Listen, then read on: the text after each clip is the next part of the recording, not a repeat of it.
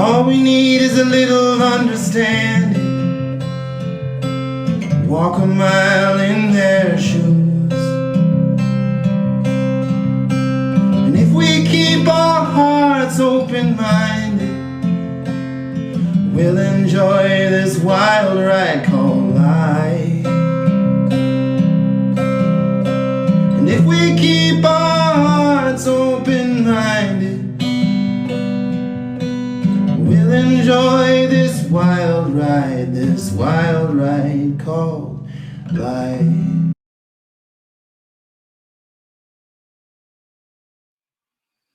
Welcome everybody to part 2 of Mindset with Mr. Steve Sims. Today we're going to be talking about massive changes that happen quickly and then how to prioritize what comes first. So thank you, sir, for your time today. Let's get into how do we respond when massive changes happen quickly? Actually, I didn't know you were going to ask that question, but it's probably one of the best questions you could ask, especially today. Because we're trying to do things and they don't always happen well for us. And businesses that were slightly weak pre-COVID are crumbling into dust now. One of the big traits I discovered when working with all the billionaires that I was dealing with was they learned when it was time to walk away from what they were focusing on. They learned when it was time to stop. Now, there's too many of us, me included, that have worked on projects and gone, let me just give it a bit more of this, or maybe if I sink a couple of grand into it, or maybe if I do some Facebook adverts, if it's dead, it's dead. It ain't going to suddenly wake up 6 months later, but we don't recognize that. And we can always look back and, oh my God, how did I not see the signs? One of the people that really astonished me was Richard Branson. Richard Branson gets into things quickly. He gets out of them quicker. When he realizes there's no momentum, there's no traction, he's done. He doesn't give it a second look. It's done with him. His effort's now somewhere else. So what you've got to do is you've got to analyze what you're working on, and you've got to focus on an ROE. Now, for any of us out there that invest and stuff like that, we all know what ROI is, return on investment. An ROE is return on energy or return on effort. And if you're suddenly finding that what you're working on is demanding more energy, but there's nothing coming out the other end, then you've really got to sit back and go, hang on a minute, am I pushing something that's dead already? And it's a tough thing. I remember the first time I was working on a project and I was really getting into it, and I'm a motivated guy. You know, I'm kind of like, yeah, this is going to be the greatest thing. Entrepreneurs, we have to be part childlike, part, enthusiastic about everything, and part stupid. We have to just believe implicitly that what we're working on now, this is the thing, because if we don't believe on it, no one else is going to. But there has to become a point that you look and go, it ain't. And I remember the first time that happened to me, and it was kind of this gut-wrenching, kind of like, oh my God, I can't walk away. And then it was almost like a relief, like for any of you out listening, of walking away from a bad relationship. And you go, why didn't I do that? Not yesterday, but 5 years ago when the signs were there. So 9 times out of 10, we can recognize when things aren't going right. Something inside us chooses to overlook it. And what do? We throw icing on it. We throw energy on it. We throw effort. And those are the bad things to do. When you suddenly find that trigger starting to happen, stop. I go, hang on. Why do I need to do that? Now, if you've got a product and no marketing, fine. Maybe you've got a marketing issue there. So that makes sense. But there comes to be a time where you have to realize that you're still pushing something that's dead. That's interesting, because I know there's so many people out there that are going to keep trying and trying and trying. And so it's like, we all do. When is enough, or when do we just give up and move on to something else? So that's really interesting. That makes sense. We just need to look at it. And I love the ROE. That makes sense. Well, that was my trigger. It's like what's another analogy? If you're running a lot and you got bad knees and your knees start to really ache, you can feel a certain pain that says, hey, stop running. Okay. Yeah. If you're working on something and all of a sudden you find yourself doubling or trebling your effort, and all of a sudden you end up putting all your energy into something and everything else goes by the wayside. So that was my trigger. I got to recognize, hang on, why is this project taking so much more of my energy now? Is it because it's the one that's going to make me 10 times more than that project? Or is it because this one's dead and I failed to recognize it yet? And so that was my trigger that I taught myself early enough on to go, okay, I'm now doing something. Now I need to know why. See, here's something that's terrible. We're good at things that other people aren't. Okay. There's stuff in that I can do that you can't do in that. And there's stuff that you can do that I can't do. Okay. You don't recognize it because to you, it's really easy. Have you ever seen an artist just like scribble? You know, just they doodle on the side of a bloody Starbucks cup. And it's like, oh my God, how do you do that? And they're like, it's nothing. You know, it would take me a year to be able to do, but to them, it's nothing. And here's the downside. That's the talent. Okay. That's the skill set that you can monetize. Sadly, we end up going, oh, I need to plow my energy over into that and not what we're talented or gifted at, because we discount what is easy to us. And we think we're still trapped in a world of hard work is hard.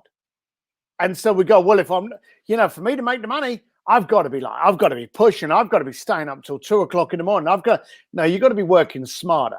Okay. No matter how good and how determined and how focused you are of things that you all need, and we're covering this in this podcast, you need to have recognition and you need to know when to go, stop. And that was the biggest trick that I noticed from the people that I were dealing with, how they would literally just get to a point and go, all right, guys, turn the lights off on that project. We're done with that. Now, Johnny, what was the next project we're for? And they were done. There was no remorse. There was no breakup. There was no sitting on the bar, drinking their sorrows away that project had failed. Oh my God. They were like, no. We just saved ourselves 12 months to realize the exact same thing that we found today. In fact, if we look back, we'd probably have recognized it last year, but hey ho. And that's how they work. And that's a really good way of having it. I love that. I wish the military would do that because we would just work. Yeah. I work with a lot of people in the military, as you know, and the mindset there is very different. It's also it's very tough for the military, because the military you don't need me to tell you this, they have systems and structures that have been in place for centuries. So when they move something, it takes half a century. And it's a very slow moving ship, because every time they move, there's consequences. Now, this show is dealing with people in business. Okay. And the people that I deal with in the military, they are now in business. And the first thing I had to do was get them to understand that in business consequence, it's dollars. Okay. Yeah. And for every time you fail, and I've got something else on that, you gain education. The downside is, with the military brain, if you fail at something, someone gets hurt or worse. Your consequence that I just mentioned earlier can be final. Okay. It's a different set. So military mindset and civilian mindset, two different things, but you got to let yourself go in the military. You see, I know you've got and this is your show, and I really want to appeal to it. But I've got to say this about the military. The worst thing about the military, and please listen to the following bit before you find out where I live and come and see me. The worst thing about the military is you leave the military and then you try to fit in with civilian life. Okay? Don't. You're far too gifted and skilled to be like normal morons. You know about hard work. You know about being accurate. You know about being timely. You know about consequences. Now, I want to reduce the emotional baggage that goes with a lot of that so that you're quite happy to go. I remember talking to a military man that runs a very, very good mortgage company now. And I said, look, if you make a couple of mistakes, and he said, I don't make mistakes. And I said, look, in the military, you don't want to make mistakes because, again, the problems can be dramatic. Okay. But making a mistake when you're doing a mortgage form means you just print another bloody form. Okay. It's not the same. So you've got to understand that for those people in the military that have left and those people that we're speaking to now, you have a skill set. You were not meant to fit in.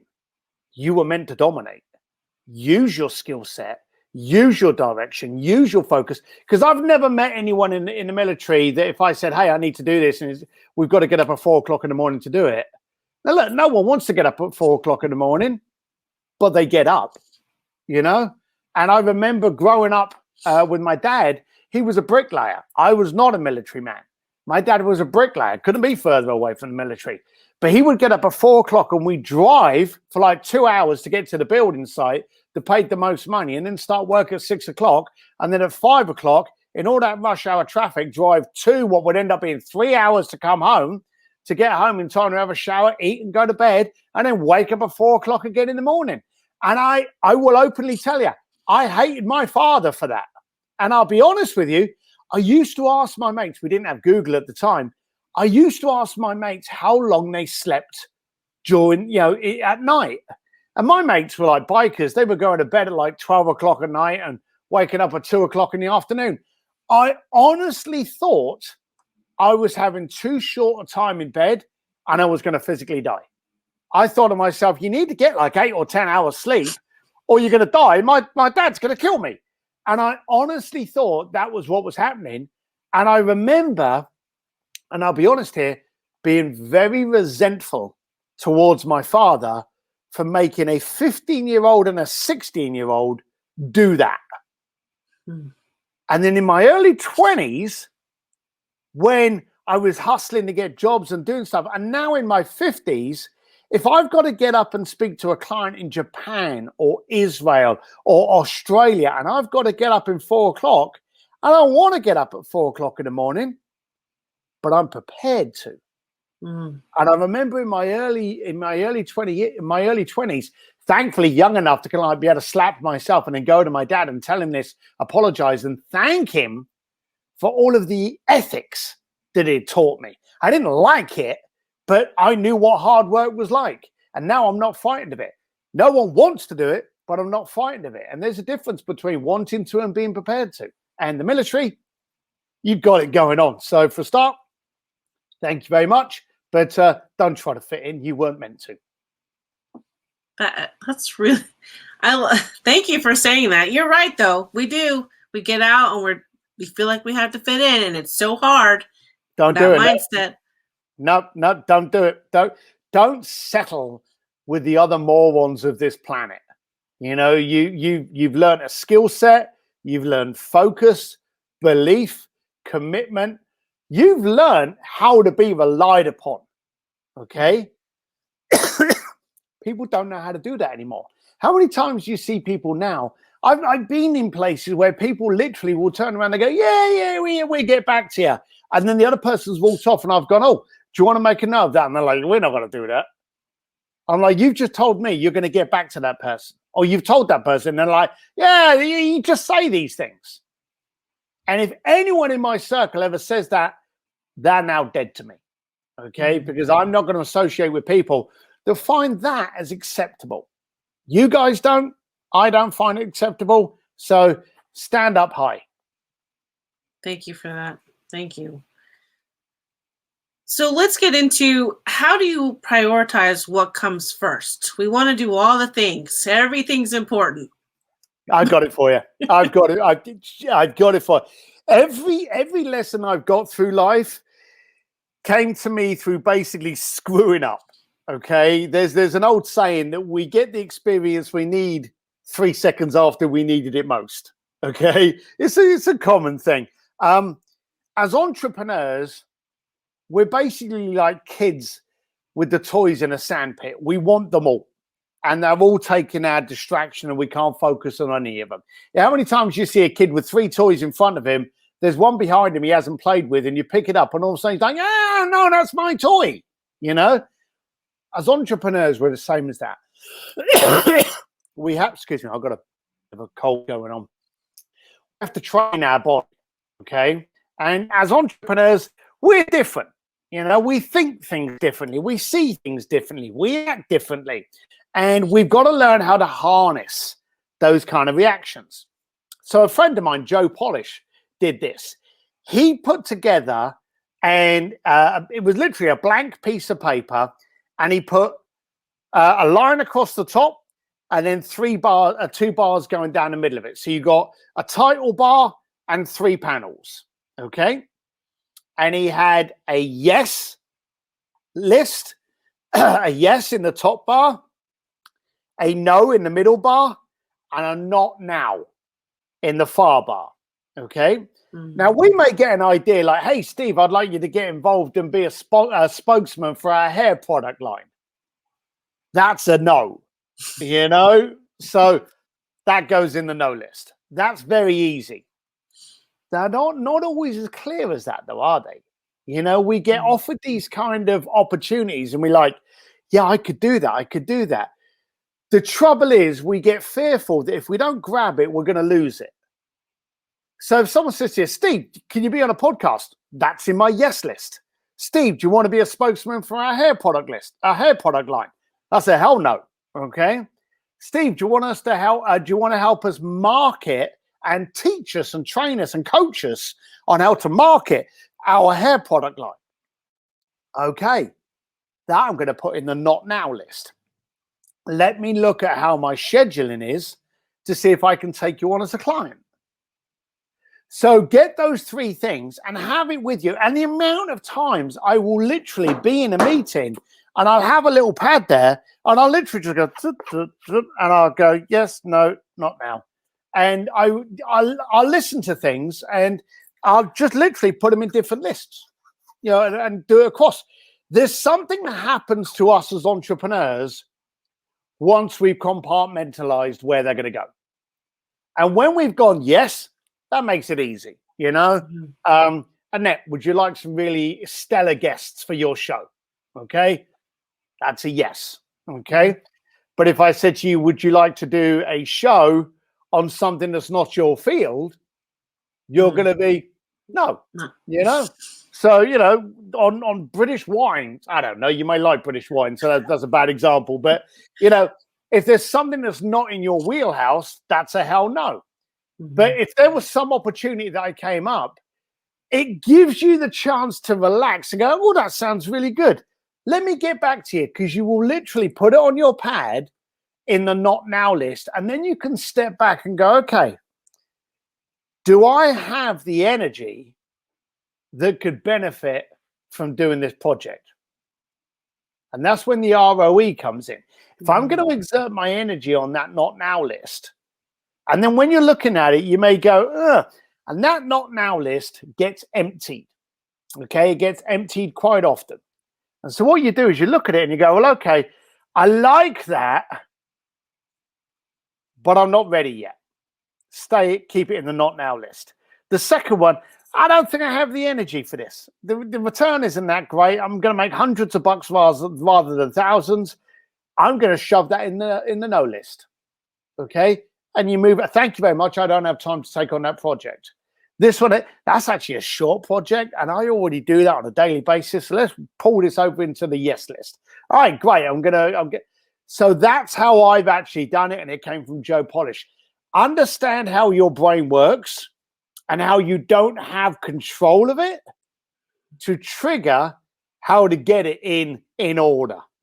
And that yes, no, and not now list is a perfect example to do that. I'll give you an example, and it's an age-old game, and it's a joke with you, but sadly, it's very, very true. Annette, How do you make an entrepreneur go bankrupt?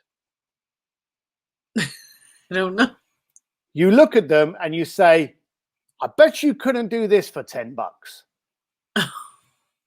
Now, as an entrepreneur, what does the entrepreneur focus on in that statement? The amount of money, the $10. How did no? No. No. The accountant would. The entrepreneur focuses on the challenge. Oh, You yes, know? yes. And the entrepreneur's there going, oh, he doubts I could do that. He doesn't think I could do it. I'm going to show him I'm going to do that. And then you end up getting it for $10. You know, so as entrepreneurs, we get caught up in the shiny objects. We get caught up in all of these beautiful titles, names, connections, affiliates. Affiliate deals are the worst because of that. Because people go, oh, how would you like to be involved in a deal with, XYZ? And you go, oh my God, I could be involved with him. And they go, yay, he's got this product, and you work on it. And you suddenly find that while you're focusing all that over there, the affiliate deal gives you 2 cents per sale. So you're doing all of this work to push it out because you want to be attached to them. There was an event that I wanted to get involved in, and I did. And it was one of the largest events in the world. And I realized halfway through it that I was plowing a ton of money and energy into this project to actually end up paying for it. I wasn't making any money. I was actually paying to be involved in this event. And I thought, who the hell does that? But I was. So I learned very on after that. You have to start looking at the relationships and just going, okay, put it in the not now, and then go back to it and start needle picking it to make sure that it's got a good ROE. I like that. I'm writing that down because I think that's something. It sounds so simple, right? Just to do that. But once you start to look at it and you nitpick each little thing, it makes sense. Yes, no. Yeah, or not yeah. now. It absolutely does. Thank you for that. Yes, sir. So what would you tell, what takeaway would you want to bring to the listeners right now as we close out this session of Mindset? Don't overcomplicate. Always, and if I could pick up this computer and drag it into my home office, you would see on my desk, I always have a piece of paper. I write things down and then I type them into the computer as guide, but I write it down first. There's something about the pen and the action that registers it in my head better than me just typing it straight up. So I write it down first, but I always have a piece of paper laid profile, laid just landscape wise, and it has those black lines on it just for the Sharpie. Yes, no, not now. And I think I had a couple yesterday. I don't think I had any today, but yesterday one hit the no list straight off the bat. Was asked to get involved in a deal. No, bang, straight in there. And then there was another one that was like, sounds a bit curious. I'll come back to it. So I put it in there. So I saw it again today and I'm kind of like, and then I saw it before I came on with you. And that, I think by the end of the day, is going to find its way over into the yes list. So don't overcomplicate. Okay. This doesn't need a CRM. This needs nothing more than a sheet of paper and a pen. Okay. Sharpie, if you like, any color you like, but blank piece of paper, line across the top, 2 lines, title bars, yes, no, not now, and use it. Perfect. Thank you so much, sir. Thank you for your time. Wealth of knowledge here. Stay tuned for the next part. Thank you.